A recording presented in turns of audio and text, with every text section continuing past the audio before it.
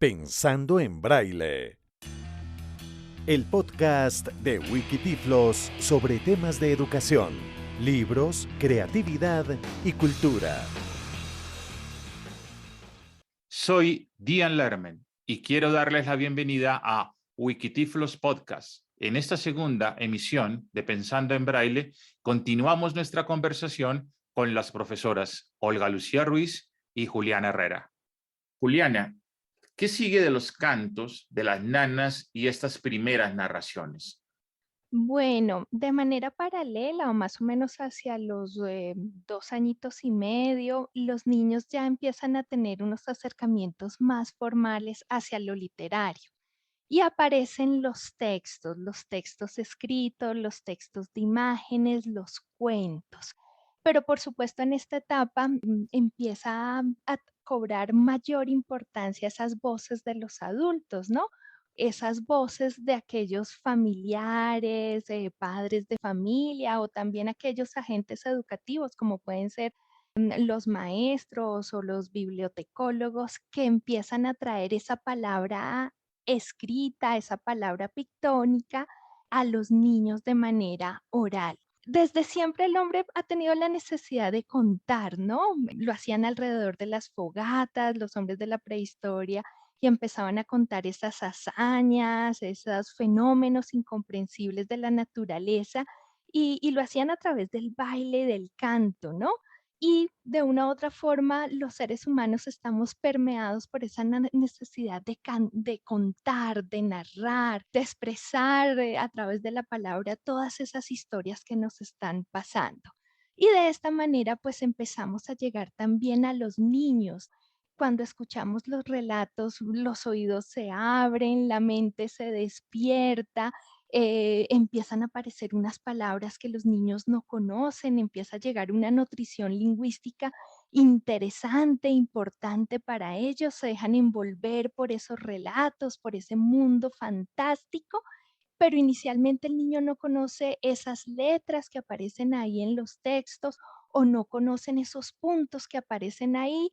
Sin embargo, a través del relato y el cuento de estos adultos mediadores, de los padres, de los maestros, empiezan a cobrar sentido. Y aquí algo muy importante es que la importancia de la literatura infantil es que ayuda a, primero, a lo que hemos venido hablando, a nutrir lingüísticamente a los niños, pero también les da esas posibilidades de interpretar y explorar esos mundos simbólicos que desconocen o esos mundos que se empiezan a ver en su cotidianidad. Y es aquí cuando aparece, insisto yo, ese mundo fantástico en el cual los niños se empiezan a adentrar conociendo y relatando y escuchando historias maravillosas. Gracias. Olga Lucía, aquí ya aparece un texto, un libro impreso. Y por supuesto hay dibujos, hay color y hay hermanos o amigos que ven.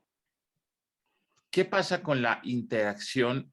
O sea, ya no con la voz, porque Juliana nos ha descrito perfectamente ese momento mágico, ¿no? De la voz llevándonos por la historia, llevándonos por los paisajes, recreando el mundo. Pero, ¿qué pasa con el acercamiento a esto, a coger el libro, a agarrarlo? Los demás preguntan, ¿qué pasa con los bebés ciegos y ese momento?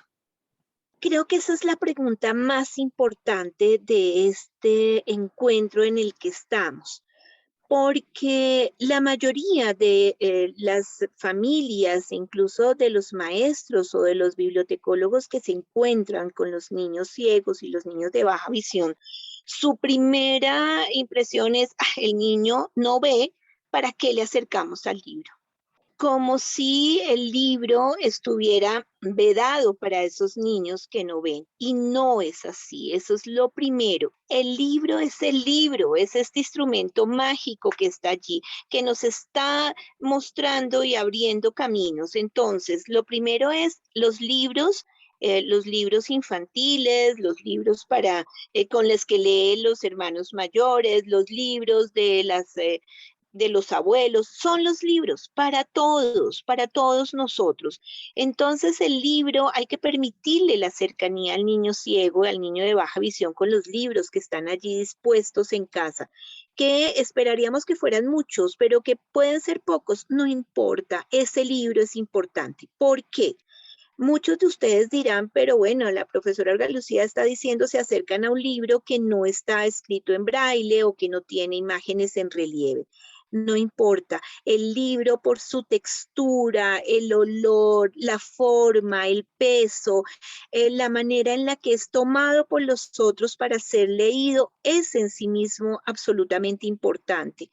La mayoría de los niños, vean o no vean, toman un libro y se acercan a su papá, ese papá serio del que hablábamos en el encuentro anterior y le dice, dime qué hay acá o le señalan.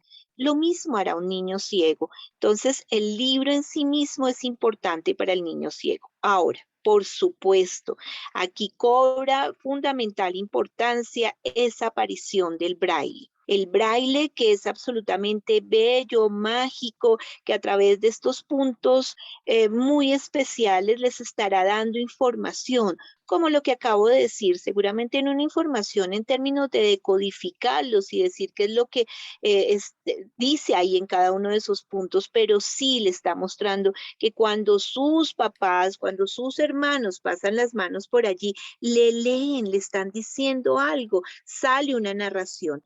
Entonces aquí hay dos cosas muy importantes que hay que decir, Diane, y que hay que decirlo con absoluta contundencia, y es la baja producción de material en braille que tenemos en el país. Y eso, por supuesto, afecta a nuestros niños y a nuestras niñas ciegos y de baja visión, pero que podemos ir subsanando en la medida en que las familias hagan pequeñas adaptaciones, en que se acerquen a los educadores y los educadores puedan mostrarles cómo se escribe en braille y puedan hacer libros muy sencillos en braille. Entonces los niños van a tener la posibilidad de acercarse a esos puntos, de tocarlos, de gozarlos y de irse dando cuenta que cuando sus papás pasan las manos por esos puntos, pues salen estas narraciones magníficas. Pero, insisto, lo más importante es permitirles la cercanía con el libro, como sea que esté escrito ese libro. Ojalá en braille, idealmente sí, pero los libros que están en tinta también nos dicen cosas. Huelen, se sienten, se tocan, pesan de manera particular, tienen un lugar especial en la casa y eso le está transmitiendo información a nuestros niños y a las niñas ciegas. Los libros son para tocarse, su textura, su peso, el grosor del papel, el olor de la tinta y además es el punto de encuentro y es de donde surgen historias. Una pregunta, Juliana, a propósito de del texto ya escrito, impreso, las imágenes y el color. Porque una cosa es la narración, es la tradición oral. Es cuando el narrador te cuenta, te describe, te invita a imaginar y a soñar con paisajes no vistos, con entornos no vistos, con ciudades jamás vistas, pero la voz te lleva. Ahora estás frente al libro y tienes imágenes y color. ¿Qué pasa, Juliana, en ese momento? Esto es muy importante, Dian, porque en el podcast anterior hablábamos que la palabra se encuentra de diferentes maneras o el niño le va a encontrar de diferentes maneras. La palabra oral a través de la tradición oral, de los cantos, y también aquí empieza a aparecer la palabra iconográfica, es decir, la imagen.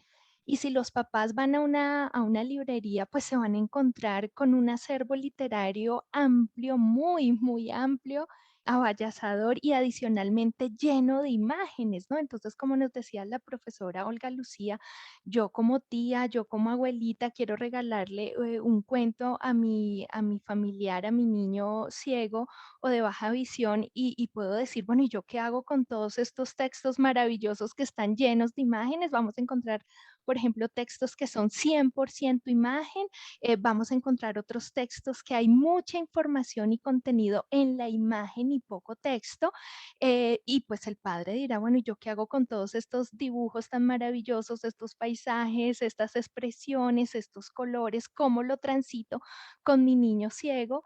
Y muchas veces anulamos esta experiencia, ¿no? Porque no sabemos como mediadores cómo presentárselo a nuestros niños ciegos.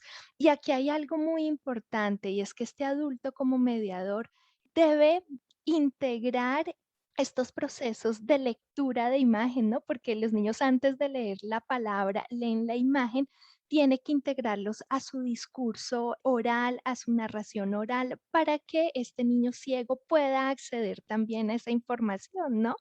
¿Qué es importante acá? Pues que los papás conozcan los textos, ¿no? Y yo siempre les digo a los papás, elijan esos textos que a usted como narrador lo vinculen, lo conecten, le resuenen, le llamen la atención. Y una vez que usted, papá, tenga este texto, pues estúdielo de alguna manera, conózcalo, lea las imágenes, qué información hay ahí que es necesaria transitársela al niño, cuáles son los colores, las formas, los tamaños que allí aparecen. Y cuando ya hacemos el proceso de encuentro literario con el niño, no se cohíba, preséntele también esa información, ¿no? Hay personajes, estos personajes tienen vestuario, tienen colores, tienen gestos y vaya incluyendo dentro del texto que se le propone escrito, vaya incluyendo también la presentación de estas imágenes. Aquí parece muy fácil, ¿no? Uno dice, pues es un ejercicio muy fácil, pero realmente es un ejercicio complejo. Uno como narrador se va entrenando, uno como narrador se va sensibilizando. Y algo también importante a entender es que el proceso narrativo es interactivo. De esto nos habla, por ejemplo, Yolanda Reyes cuando nos dice, el proceso de narración es una triada amorosa que se da entre ese mediador adulto que está narrando el texto, entre ese niño espectador que es un espectador activo, que hace preguntas, que hace inferencias, que como decía la profe Olga Lucía, te va a decir, ¿y qué significa esta palabra? ¿Y qué dice acá? ¿Y por qué le pasó tal cosa? Está todo el tiempo interactuando con esa historia y por supuesto el texto. Una buena elección de un texto maravilloso que despierte la imaginación, que despierte las ganas de descubrir el mundo, la curiosidad en ese niño, también va a ser un buen proceso de mediación lectora. Y algo también muy importante que creo que es importante resaltar tiene que ver con el hecho de que muchas veces los padres y los maestros le damos el peso a la literatura en la alfabetización, ¿no? Entonces, no, es para que el niño aprenda a leer y a escribir y resulta que no, por supuesto, un niño que ha sido nutrido desde lo literario, más adelante se le van a facilitar estos procesos escritos, pero en la literatura también hay la posibilidad del niño de descubrir esas posibilidades maravillosas y fantásticas que le dan las palabras. E insisto, también la imagen. Entonces ahí tenemos un reto importante de vincular la imagen y la palabra hablada en esa experiencia narrativa con nuestros niños ciegos. Profesor Olga Lucía, en la narración, como lo señalaba, no hay diferencia en que veas o no veas, porque el mundo es un mundo creado a través de la palabra, enriquecido a través de la palabra. La luz, el color y la imagen provienen de la palabra. Ahora, estamos frente a la imagen. ¿Qué hacemos, profesora? Yo creo que la profesora Juliana nos lo ha permitido intuir acá. Primero, y quiero ser muy contundente en esto, no hay libros para niños ciegos y no hay libros vedados para niños ciegos. Eso quiere decir que incluso estos libros que son 100% imágenes son para niños y en esos niños están los niños y las niñas ciegos y de baja visión. ¿Qué hacer frente a la imagen? Primero, conocer la imagen en la medida de lo posible, como dice la profesora Juliana, que esa mamá, que ese papá, que ese abuelo se acerque al libro, lo vea, lo conozca, identifique qué le llama la atención a él de esa imagen imagen que está viendo en el libro y se la comparta a su niño ciego. Aquí viene un asunto muy importante. Por supuesto, hay dos formas de acercarnos a la imagen. Una, esta descripción clara que podemos hacer, que yo considero es la mejor para los niños pequeños, es decir, para los niños que están hasta antes de los 3 años, incluso hasta los 4 años. Esa descripción que le podamos hacer de las imágenes, ojalá utilizando símiles de la vida cotidiana, el osito es de tal manera, como mira cómo es tu osito, de peluche, mira muy suavecito, poderle mostrar esto al niño ciego. Con estos niños tan pequeños, yo realmente no recomiendo hacer algo que es lo primero en lo que piensa todo el mundo. Vamos a hacer estas imágenes en relieve. Porque esas imágenes en relieve que podamos hacer de un cuento de ositos como el que acaba de venírseme a la cabeza, pues implica que tengas simplemente tú lo que pones en relieve es la imagen que tú como persona que ves tienes del oso, no necesariamente la que tenga un niño ciego de 2 o 3 años. Primero. Segundo, el explorar la imagen en relieve implica unas habilidades motoras que seguramente los niños aún no tienen. No por ser ciegos tienen unas habilidades motoras particulares, especiales y casi que sobrenaturales. Por supuesto que no, sus manitas siguen siendo las manos de unos niños de 2 años que están aprendiendo a utilizarlas, a encontrar sentido a través de la manera en que las usan. Entonces, a veces gastamos mucho tiempo en hacer unas imágenes muy bellas en relieve, con texturas. Ahora las familias se ponen y les incorporan olor, bueno, hasta sonidos. Y los niños realmente no les llama la atención, no saben qué es lo que hay ahí. Mientras que si los podemos seducir a través de la palabra y con estos símiles, vuelvo y digo, mira, es tan suavecito como tu osito, o mira tu osito, este osito del cuento es así, o vamos a recordar tal cosa, el olor, huele tan rico, y entonces vamos vinculando a los niños con esas imágenes. No todas las imágenes que todos nosotros tenemos son visuales, hay imágenes de todo tipo y la palabra nos está llevando a esas imágenes que le permitirán al niño ciego, al niño de baja visión acceder a ese mundo fantástico. Ahora, por supuesto, los cuentos infantiles, las ilustraciones de los cuentos infantiles son tan bellas y son toda una ciencia, si me lo permite la profesora Juliana decirlo así, que para los niños de baja visión son absolutamente perfectos porque la imagen tiene todo lo que nos dicen los expertos en baja visión se debe tener, es decir, los contrastes, los colores, el tamaño. Entonces, nada, permita que el niño de baja visión se acerque a estas imágenes, pregunte qué es, si de pronto no la entiende, él no le llamará la atención, volveremos sobre esa imagen en otro momento. Es un tema muy interesante el de las imágenes y los cuentos y los niños ciegos, pero yo les pido a quienes nos están escuchando no caigan innecesariamente en la tentación de hacer estas adaptaciones con texturas, relieves, bueno, y todo tipo de cosas. Es probable que eso no sea lo que el niño ciego necesite. Gracias. Profesoras, su cuento favorito y su personaje favorito. Juliana, por favor. Pues yo precisamente les había preparado un cuento para esta charla que a mí en lo personal me encanta. Se llama José Tomillo y es de un autor colombiano que se llama Ibar Dacol. Y les voy a escribir un poco la portada, ¿no? Siguiendo estas orientaciones que nos da la profe Olga Lucía, vemos al señor José Tomillo, que es muy, muy alto, es flaco, flaco, flaco, siempre lleva una sombrilla en su mano y una bufanda muy elegante. Pero José Tomillo a veces se pone amarillo, rojo, verde, azul. ¿Qué será lo que le pasa a José Tomillo? Vamos a abrir el cuento a ver qué nos dice. Un cuento que está plagado de un montón de imágenes maravillosas. Vamos a tratar de poner estas imágenes en palabras. El señor José Tomillo es muy flaco y amarillo. ¡Ah! Está rojo. ¿Qué pasó? Fue que un piojo lo picó. ¡Ay, Dios mío! ¡Me muero! Se ve azul igual que el cielo este señor José Tomillo. Ahora lo veo color violeta, de los pies a la cabeza. ¡Ay, no tiene aire! Está asfixiado. ¡Ay! Se ha puesto todo anaranjado. Un doctor, es urgente. ¡Ay, qué horror! Se ha vuelto verde. Ya llegaron a salvarlo. Uy, menos mal porque está todo blanco.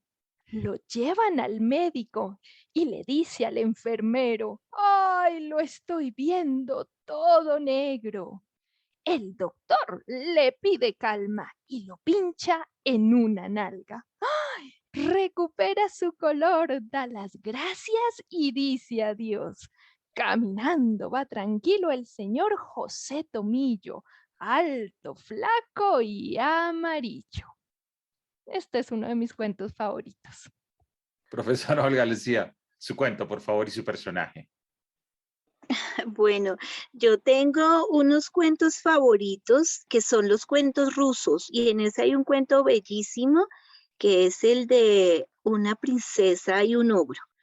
Y mi personaje favorito es este ogro, porque es un ogro que termina enamoradísimo de la princesa y la princesa, por culpa de otro príncipe y sus hermanos, lo traiciona y lo deja morir de amor. Y ese cuento siempre me ha fascinado desde niña y recurro a él de vez en cuando. Profesoras, muchísimas gracias. Ha sido un gusto y los invitamos a continuar pensando en braille. Dirección general y presentación, Diane Lerman. Producción, Liz Leandra León. Voz y musicalización, Oscar Javier Cuesta. Pensando en braille. Con el apoyo de la Agencia Española de Cooperación Internacional para el Desarrollo, AECID. Cofinanciado y con la asesoría técnica de la Fundación 11 para la Solidaridad con Personas Ciegas de América Latina, FOAL, y con el aporte de soluciones tecnológicas accesibles de Ilunium, Capital Humano.